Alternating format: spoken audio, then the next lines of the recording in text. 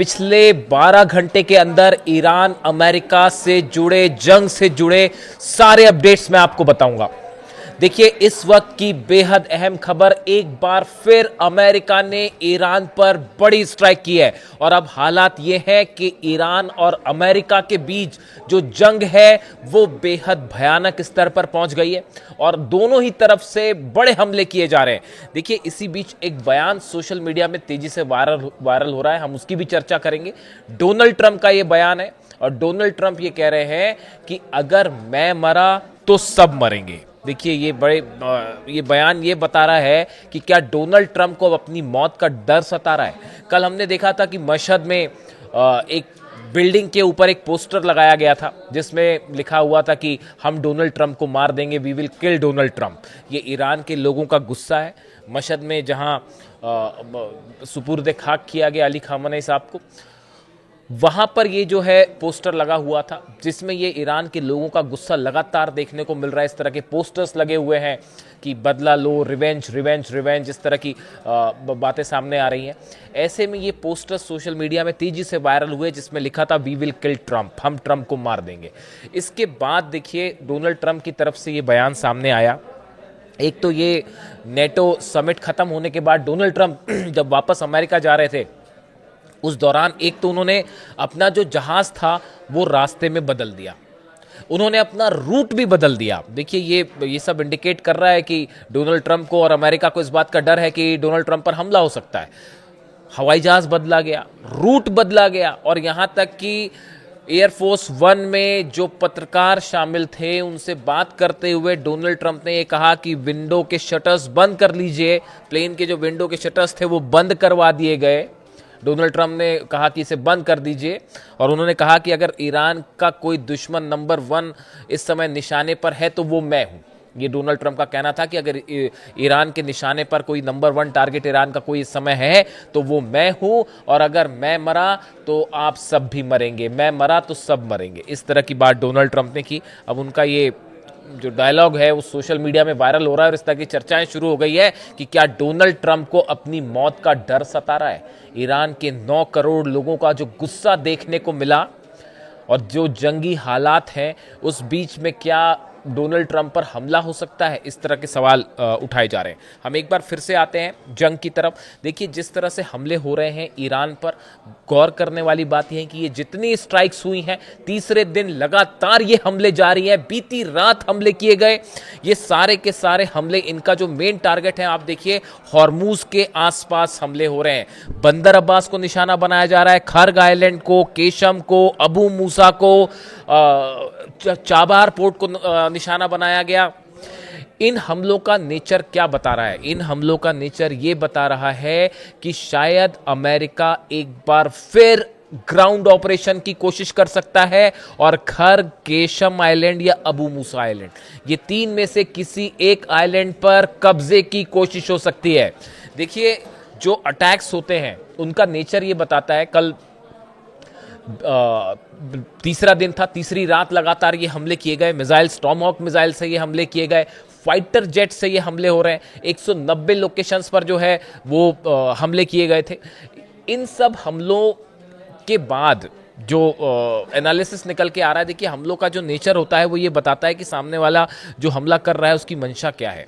एक तो लगातार होर्मुज के आसपास जितने द्वीप हैं इन पर उन लोकेशंस को निशाना बनाया जा रहा है जो रडार सिस्टम्स हैं, जहां कम्युनिकेशन सिस्टम्स हैं, जो कि अगर ग्राउंड ऑपरेशन होता है तो ऐसे समय में ईरान की सेना का आपसी संपर्क ना हो, तालमेल ना हो सके, रडार सिस्टम तबाह हो, इसको लेकर टारगेट करके ये अटैक हो रहे हैं, जो इस ओर इशारा कर रहे हैं कि एक बड़ा ग्राउंड ऑपरेशन हो सकता है। हॉर्मुज में नया अरब सागर के पास नया एयरक्राफ्ट कैरियर, एक और एयरक्राफ्ट कैरियर भेज दिया गया है। इसके साथ ही रिफ्यूलिंग टैंक्स जो है वो हॉर्मुज के ऊपर लगातार उड़ान भर रहे हैं ताकि अगर प्लेन से जो अटैक हो रहे हैं उनको हवा में रिफ्यूलिंग की जाए। बड़ी संख्या में F-35 जेट्स की तैनाती की गई है। कई अरब देशों के बेसिस पर F-35 का मूवमेंट एक बार फिर देखने को मिल रहा है। और यही वजह है कि ईरान की तरफ से बड़े हमले जारी हैं। बहरीन में 5वें बेड़े के हेडक्वार्टर को जबरदस्त नुकसान पहुंचा है। जो खबरें हैं उसके मुताबिक जुफैर और शेख ईसा बेस पूरी तरह से तबाह है। इसका रनवे तबाह है, यहां पर खड़े कई प्लेन्स को नुकसान हुआ है और बताया जा रहा है कि 4 मिसाइल्स, डायरेक्ट 4 खैबर मिसाइल्स ने हिट किया है 5वें बेड़े के हेडक्वार्टर को। और ये जो 2 बेसेस हैं, जुफैर और शेख ईसा बेस, ये तबाह हो गए, इनके रनवेज तबाह हो गए। इस तरह की जो है वो खबरें आ रही हैं। ये बहरीन की बात है। अगर आप कुवैत की बात करें तो आरिफ जान और अली अल सलेम बे में अली अल सलेम बेस पर बड़ा नुकसान हुआ है। बड़े नुकसान की खबरें हैं। पेट्रियट सिस्टम तबाह हो गया है। ये बड़ी गौर करने वाली बात है।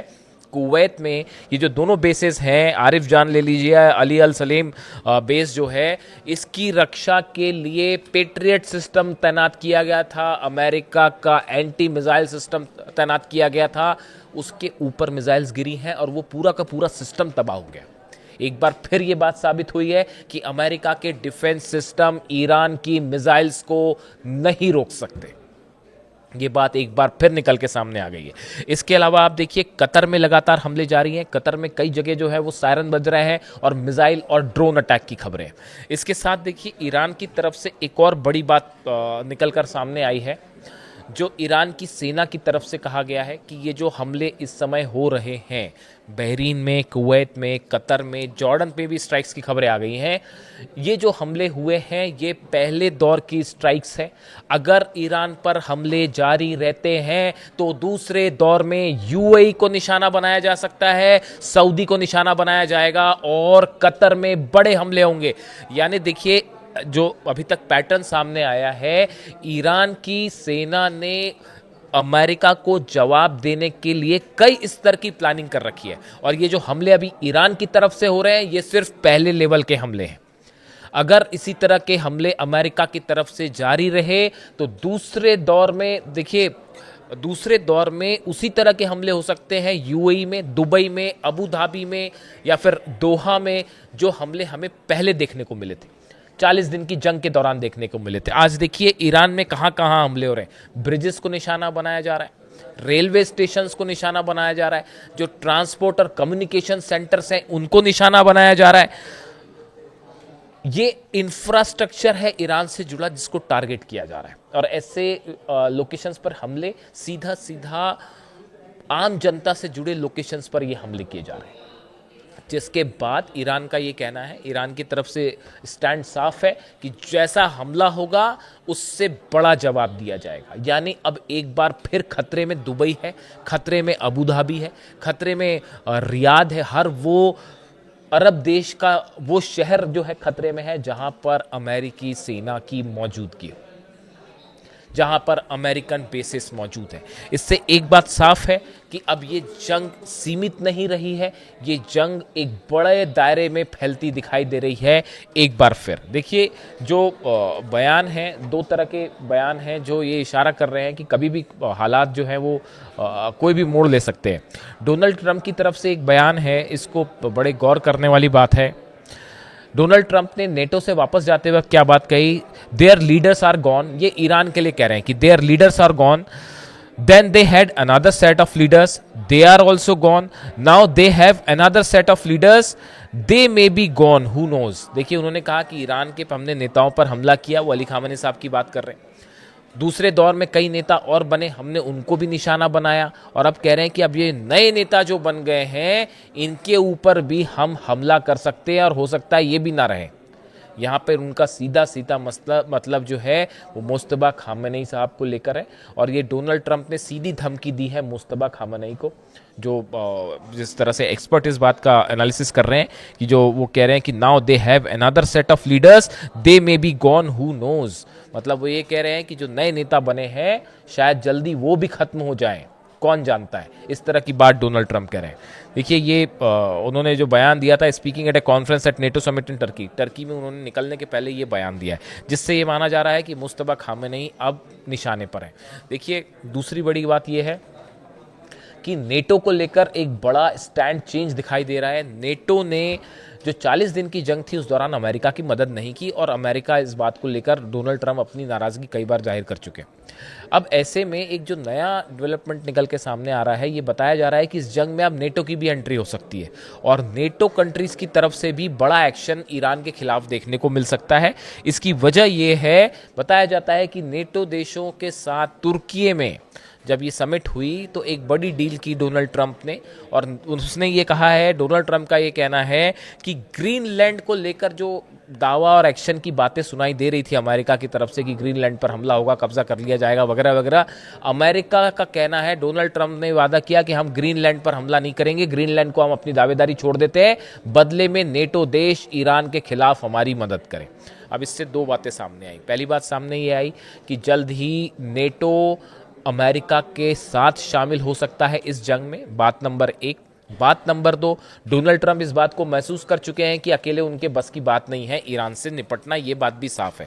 डोनाल्ड ट्रंप एक ऐसी हालात में फंसे हुए हैं जो एक्सपर्ट बता रहे हैं कि जहां पर हमला करते हैं तो ईरान को देखिए हराया नहीं जा सकता, ये बात साफ हो चुकी है कि ईरान पर आप कितना ही बम्बार्डमेंट कर लें, कितनी ही एयर स्ट्राइक कर लें, एयर स्ट्राइक करने से अगर ईरान का कुछ बिगड़ रहा होता, ईरान हार रहा होता तो 40 दिन के अंदर हो चुका होता। लेकिन अब ऐसा नहीं है। इस सूरत में बिना बूट्स ऑन द ग्राउंड्स कहते हैं जिसे, कि जब तक अमेरिका अपनी सेना ग्राउंड पर नहीं भेजेगा तब तक आप किसी भी तरह का कोई बड़ी सफलता ईरान में हासिल नहीं कर सकते। अब जब ईरान की सेना कह रही कि we are waiting for you, हम आपका इंतजार कर रहे हैं, आप हिम्मत करिए, खर्ग में अपने सैनिक उतार के देख लीजिए, चाहे अबू मूसा पर उतार के देख लीजिए, चाहे बंदर अब्बास में, या जहां पे भी अमेरिका के सैनिकों ने एक भी कदम रखा तो उसका नतीजा ये होगा कि एक भी सैनिक को वापस नहीं जाने दिया जाएगा। इस सूरत में क्या किसी तरह के बड़े ग्राउंड ऑपरेशन की प्लानिंग है डोनाल्ड ट्रंप की? और क्या अगर ये ऑपरेशन होता है तो ये अमेरिका के मिलिट्री इतिहास की सबसे बड़ी गलती और भूल साबित होने जा रहा है? क्या बड़ी संख्या में अमेरिकन सोल्जर्स की कैजुअलिटी हो सकती है? इस तरह की तमाम बातें सामने आ रही हैं। दूसरी तरफ देखिए, एक और अहम खबर ये है, ये बड़ा डेवलपमेंट था जिसके ऊपर मेरी नज़र थी, मैंने जब तक इससे पुख्ता जानकारी नहीं आई तब तक ऐसे मैटर में बोलना ठीक नहीं होता है। बुशर में बड़े हमले हुए कल। बुशर वो जगह है ईरान की जहां पर रूस की मदद से न्यूक्लियर पावर स्टेशन चलता है। यहाँ पर कई रशियन साइंटिस्ट मौजूद हैं और जो खबरें आई, देखिए सीधा मिसाइल ने हिट किया वहाँ पर। लेकिन अच्छी बात ये रही कि जो बुशर का न्यूक्लियर प्लांट है उसके कोर एरिया पर ये मिसाइल सीधी नहीं गिरी, मिसाइल थोड़े करीब गिरी है और उसके जो छर्रे होते हैं, जो पार्ट्स होते हैं, शार्पनेल्स होते हैं, वो उछल के इसके कोर एरिया की बिल्डिंग पर हिट हुए। यानी कोर एरिया हिट हुआ है लेकिन वो शार्पनेल से जो पदार्थ निकलते हैं मिसाइल के फटने के बाद उसने हिट किया, सीधा मिसाइल ने कोर एरिया को हिट नहीं किया। अगर कोर एरिया पर किसी तरह का कोई भी अटैक होता है तो इससे भयंकर रेडिएशन हो सकता है पूरे अरब पे, पूरे अरब देशों में, और यहां से ये जंग के हालात बदल जाएंगे, सूरत बदल जाएगी। दूसरी तरफ इजराइल की तरफ से एक बड़ा प्लान तैयार है कि ईरान पर किस तरह से कहां हमले किए जाएंगे आने वाले दिनों में, और एक केमिकल वेपन की भी बार बार चर्चा हो रही है। देखिए ये बड़ा ऐसा मैंने कई जगह देखी सोशल मीडिया में इस तरह की खबरें, दोनों तरह से इसके अंदेशा लगाया जा रहा है कि क्या इस तरह के दावे हो रहे हैं कि ईरान के पास केमिकल वेपन से, नेतन्याहू खुद इस तरह के दावे कर रहे हैं कि केमिकल वेपन है ईरान के पास और ईरान उससे हमला कर सकता है। यानी सद्दाम हुसैन पर जिस तरह से आरोप लगाए गए इराक पे कि वेपन ऑफ मास डिस्ट्रक्शन है और ये बोल के हमले किए गए, वैसा ही ग्राउंड ईरान के खिलाफ भी तैयार किया जा रहा है। लेकिन हालांकि ये इतना आसान नहीं है ईरान के खिलाफ ऑपरेशन करना, लेकिन फिर भी इस तरह की भूमिकाएं बनाई जा रही हैं, जिसके बाद ये सवाल उठ रहे हैं कि क्या अब इस जंग में किसी तरह के कोई बड़े घातक हथियार की एंट्री होती दिखाई दे रही है, चाहे किसी भी की तरफ से हो, लेकिन क्या किसी तरह के केमिकल वेपन्स इस्तेमाल होने जा रहे हैं? ये ऐसे सवाल हैं जो पूरे अरब को एक बड़ी आग में झुलस सकते हैं, और इसका नतीजा क्या होगा ये कोई नहीं जानता। फिलहाल हालात ये हैं, ईरान की तरफ से खैबर मिसाइल्स दागी जा रही हैं, शाहिद 136 ड्रोन्स दागे जा रहे हैं, और लेवल 2 देखिए, लेवल 1 के हमले ईरान की तरफ से हो चुके हैं, और अमेरिका के उन लोकेशंस पर हमले हैं जो अमेरिका की सेना के इंफ्रास्ट्रक्चर से जुड़े हमले। लेकिन अभी कोर एरियाज अरब देशों के अगर उन पर हमले शुरू हो जाते हैं तो इसका नतीजा क्या होगा? क्या जंग में यूएई की एंट्री होगी? कतर और सऊदी जैसे जो देश हैं, क्या इनकी भी एंट्री हो सकती है? ये वो तमाम सवाल है जिसका इंतजार करना होगा। फिलहाल दोनों तरफ से भयंकर हमले और जंग जारी हैं। जो भी अपडेट होगा आप तक पहुंचाऊंगा। Thank you so much.